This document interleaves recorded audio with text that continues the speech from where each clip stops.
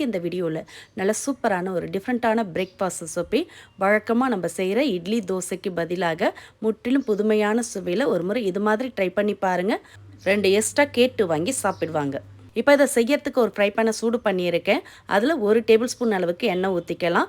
எண்ணெய் சூடானதும் 1 டீஸ்பூன் கடலைப்பருப்பு, 1 டீஸ்பூன் உளுத்தம்பருப்பு சேர்த்து லைட்டாக செவர வறுத்துக்கலாம். கடலைப்பருப்பும் உளுத்தப்பருப்பும் செவந்து வந்த பிறகு இதோட 1/2 டீஸ்பூன் அளவுக்கு கடுகு சேர்த்துக்கலாம். கடுகு சேர்த்து நல்லா பொரியட்டும். நல்லா இந்த அளவுக்கு கடுகு பொரிஞ்ச பிறகு இதோட 1/2 கப் அளவுக்கு சேமியா சேர்த்துக்கலாம். நான் ஒரு 150 கிராம் அளவு சேமியா சேர்க்குறேங்க. சேமியா மெலிசா இல்லாமல் இது மாதிரி கொஞ்சம் திக்கான சேமியாவை பார்த்து சேர்த்துக்கங்க.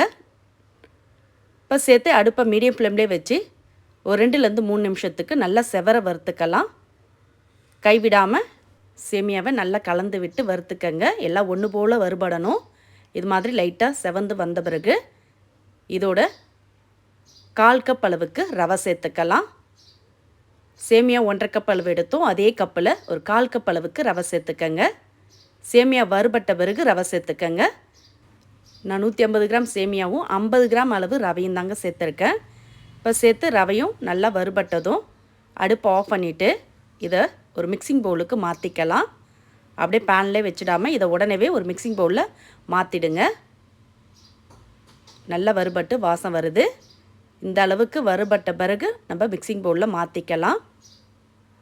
மாற்றிட்டு இது நல்லா ஆற விட்டுடுங்க. இது நல்லா ஓரளவுக்கு ஆறின பிறகு இதோட நம்ம வெஜிடபிள்லாம் சேர்த்துக்கலாம். இப்போ அப்படியே ஆறட்டும். இந்த அளவுக்கு ஆறினதும் இதோட துருவன ஃப்ரெஷ்ஷான கேரட் 1/2 கப் அளவுக்கு சேர்த்துக்கலாம். கூடவே மீடியம் சைஸ் ஒரு வெங்காயம் பொடியாக கட் பண்ணி சேர்த்துக்கங்க. இதோட 1/4 கப் அளவுக்கு பொடியாக கட் பண்ண கேப்சிகம் சேர்த்துட்டு இது கூடவே இஞ்சி துண்டு கொஞ்சம், காரத்துக்கு ஒரு 2 பச்சை மிளகா பொடியாக கட் பண்ணி சேர்த்துக்கங்க. இதோட ஃப்ரெஷ்ஷான கருவேப்பிலை மல்லி சேர்த்துட்டு தேவையான அளவு உப்பு சேர்த்து நல்லா எல்லாத்தையும் சேமியாவோட நல்லா கலந்து விட்டுக்கலாம். நம்ம சேர்த்த காய்கறிலாம் நல்லா சேமியாவில் எல்லா இடம் பரவுற மாதிரி கலந்த பிறகு இதோட 1 கப் அளவுக்கு தயிர், அதிக புளிப்பு இல்லாத நல்லா திக்கான தயிராக சேர்த்துக்கங்க. இப்போ தயிர் எடுத்த கப்பிலே 3/4 கப் அளவுக்கு தண்ணி சேர்த்துக்கலாம். அதுக்கு மேலே தண்ணி சேர்க்காதீங்க. இந்த அளவுக்கு சேர்த்திங்கனாலே கரெக்டாக இருக்கும். இப்போ நல்லா எல்லா இடம் பரவுற மாதிரி நல்லா கலந்து விட்டுக்கங்க. தயிர் இந்த தண்ணி சேர்த்து நல்லா ஊறட்டும். குறைஞ்சபட்சம் ஒரு 1/2 மணி நேரமாவது இது அப்படியே நல்லா ஊறணும். அப்படியே ஒரு பிளேட் போட்டு மூடி வச்சுடுங்க.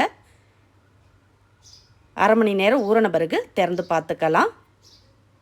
இப்போ திறந்துட்டு கலந்துக்கங்க. நல்லா சாஃப்டாக சேமியாவும் ரவையும் ஊறி இருக்கு பாருங்கள். இதில் நம்ம சோடா உப்பு எதுவுமே சேர்க்க வேண்டியதில்லை. 1/2 மணி நேரம் ஊற வச்சிங்கனாலே போதும்.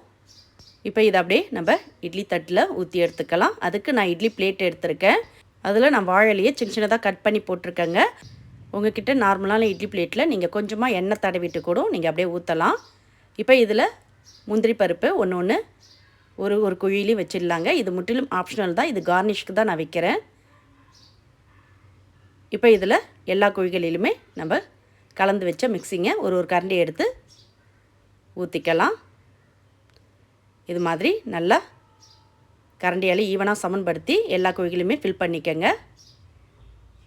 இது மாதிரி மீதம் இருக்க இட்லி பிளேட்லேயும் ஊற்றிக்கலாம். மொத்தமாக இந்த மிக்சிங்கில் எனக்கு 12 இட்லி கிட்ட கிடச்சிது.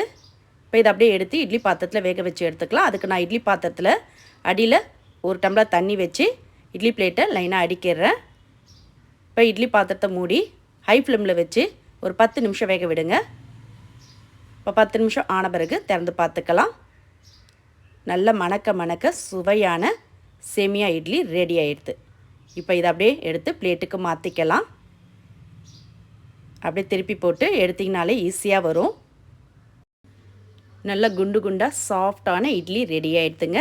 சாப்பிட ரொம்ப சுவையாக இருக்கும். பாருங்கள், அடியில் போட்ட வாழையிலை எடுத்துட்றேன். ஒட்டாமல் ஈஸியாக இது மாதிரி வாழையில இருந்ததுன்னா போட்டு செய்யுங்க. இல்லாட்டி நீங்கள் நார்மலாக இட்லி பிளேட்டில் எண்ணெய் தடவிட்டு கூட ஊற்றி வேக வச்சு எடுத்துக்கலாம். இதை அப்படியே ஒரு பிளேட்டில் மாற்றி சுட சர்வ் பண்ணலாம். இதை சைடிஷ்லாம் இல்லாமல் இதை அப்படியே சாப்பிட சூப்பராக இருக்கும். நீங்கள் விருப்பப்பட்டீங்கன்னா நல்லா தேங்காய் சட்னி காரசாரமாக வச்சு தொட்டு சாப்பிட்டு பாருங்கள். இன்னும் பிரமாதமாக இருக்கும்.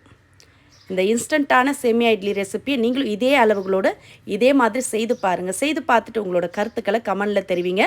வீட்டில் இட்லி மாவு இல்லாத நேரங்களில் சட்டுன்னு செய்யக்கூடிய இந்த இன்ஸ்டன்ட் சேமியா இட்லி ரெசிபியை நீங்களும் கண்டிப்பாக ஒரு முறை ட்ரை பண்ணி பாருங்கள். சாஃப்டாக சுட சுட சாப்பிட நல்லா அருமையாக இருக்கும். இந்த ரெசிபி உங்களுக்கு பிடிச்சிருந்தா வீடியோக்கு ஒரு லைக் கொடுங்க. ஃப்ரெண்ட்ஸ் அண்ட் ரிலேட்டிவோட இந்த வீடியோவை நிறைய ஷேர் பண்ணுங்கள். மறக்காமல் நம்மளுடைய சேனலையும் சப்ஸ்கிரைப் பண்ணிவிடுங்க.